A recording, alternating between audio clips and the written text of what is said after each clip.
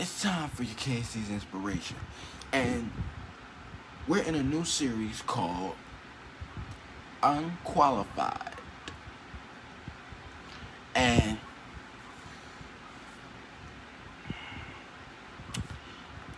a secret weapon called weakness is the subject for today. Let's go to 2 Corinthians chapter 12, verse 10. 2 Corinthians chapter 12 and verse 10.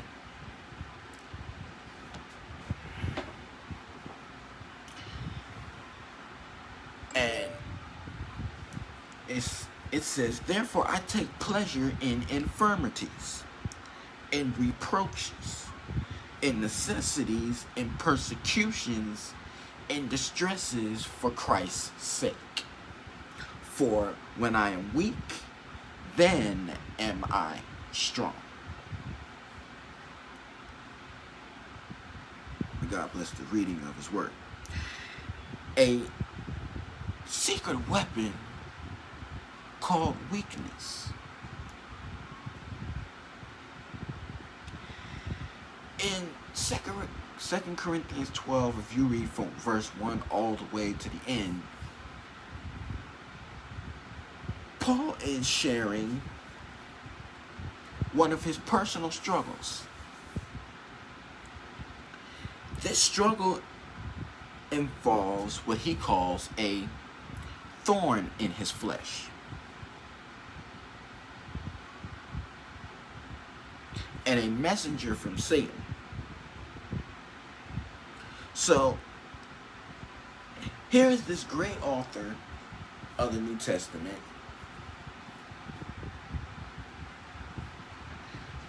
who opened doors to the entire Gentile world, and he is yet confused and confined by weakness.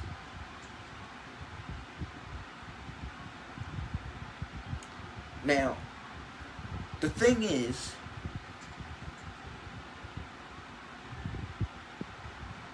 we ask God to fix a lot of things.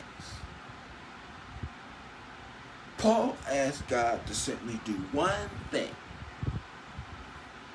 Lord, I need you to fix this little thorn that's in my flesh right now.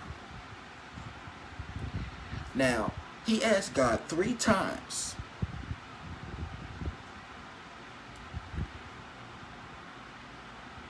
It didn't work.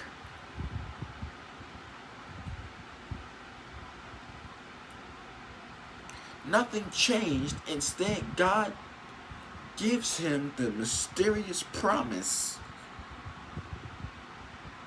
And pastors, I hope you can help me with this here.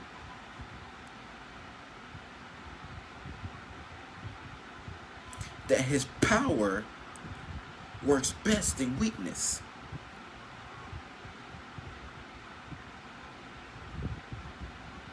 And he answered Paul's prayer by saying, my grace is sufficient for you, for my power is made perfect in weakness.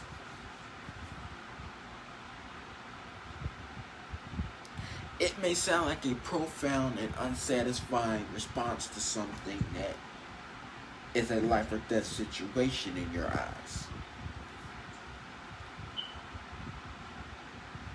See, what you have to do, you have to imagine this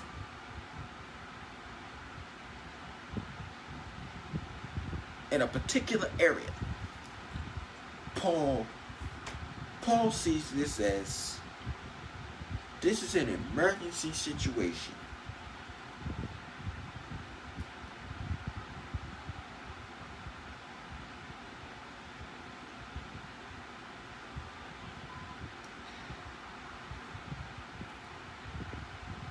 Now, this may sound like a profound and unsatisfying response if you're asking God to wave his hand and eliminate your shortcomings. Now, you don't want to be weak, you're strong.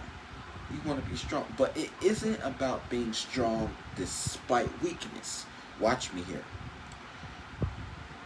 And it isn't about being strong after weaknesses are gone.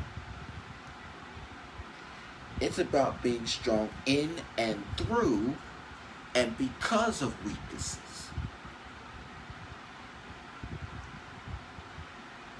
Now, somehow, incredibly, this thing that drives you crazy about yourself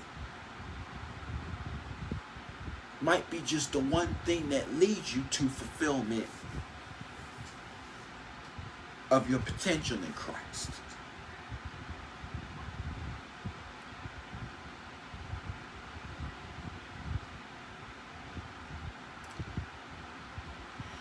Your weaknesses don't disqualify you, they qualify you even more.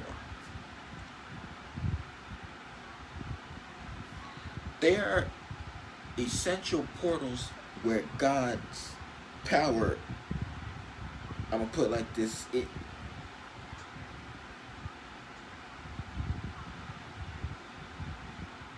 sits upon him, and everything you see that was bad about you, or you see, or someone sees in you, God has already seen the better of you.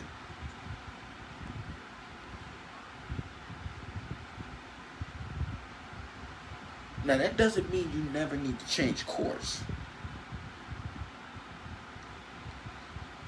You never stop changing, but it means that the current version of you,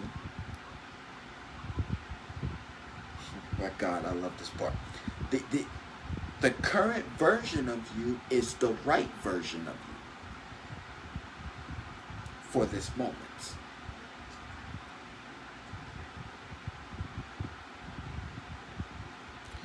The current version of you is the right version of you.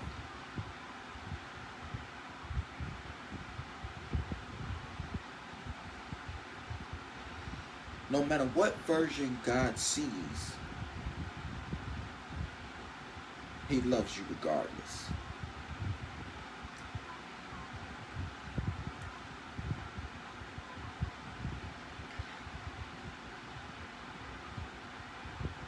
God has seen versions of you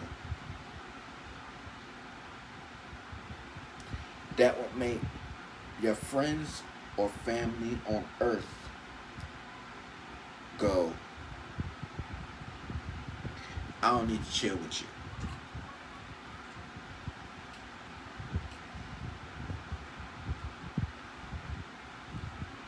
You're not this holy man everybody makes you to be. You're not this man of God or this woman of God.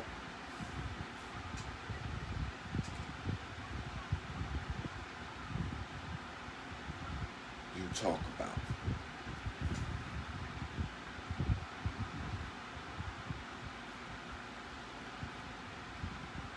And some of you are probably asking, well, why is he talking like this?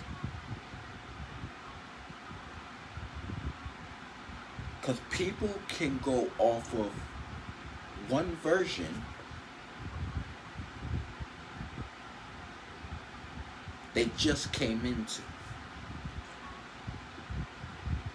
People can go off of a version of you they just met and say you're a bad guy or you're a bad woman.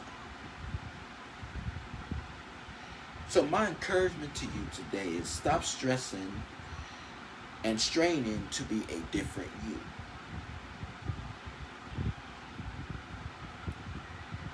Because the real you has no price.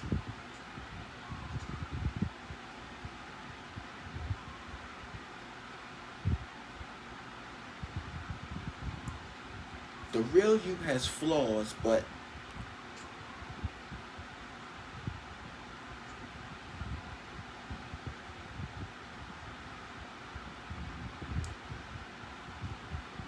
you matter to God. It's not only what God has to work with, it's what he wants to work with. And from that starting place, progress is possible.